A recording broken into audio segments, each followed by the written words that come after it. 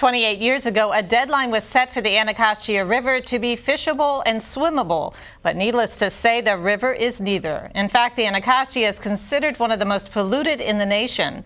So what do environmentalists, politicians, and scientists do to push for cleaner water? Well, they go for a swim in the mucky river. He almost died. First, they showed us these graphic pictures of a man who developed a terrible leg infection after swimming in a Chesapeake Bay tributary. Then they asked the reporters if we wanted to take the plunge into the horribly polluted Anacostia River. Daring as I am, I suddenly remembered the miniature paper cut on my finger and, well, I bowed out. But not everyone chickened out like me. Supporters of the crazy stunt say it was all for a good cause, to bring awareness of a serious issue, the need for clean water.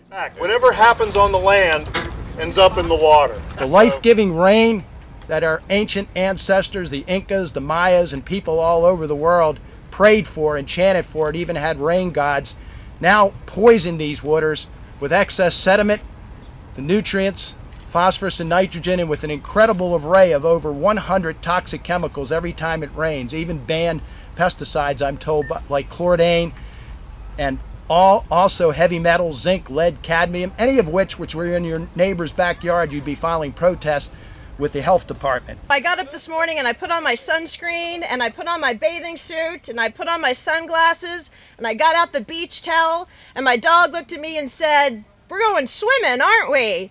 And I didn't bring her because there's no way I would let my dog swim in this river. A river I wouldn't let my dog swim in, but yet somehow we have decided that this river is okay to flow through our nation's capital in this state. The Anacostia River has been one of the most fouled, polluted rivers, urban rivers in the country. It's a top 10 list you don't want to be on, but it's remained on that list year after year after year. And we have made investments in the river and some of the superstructure and infrastructure. But unfortunately, we haven't cleaned up the river.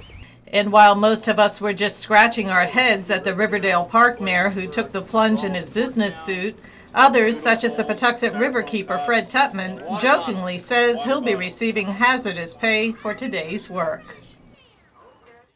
And everyone was advised to take a shower immediately after the plunge. Meantime, we ask participants to keep CTV informed if anyone develops an infection or sickness.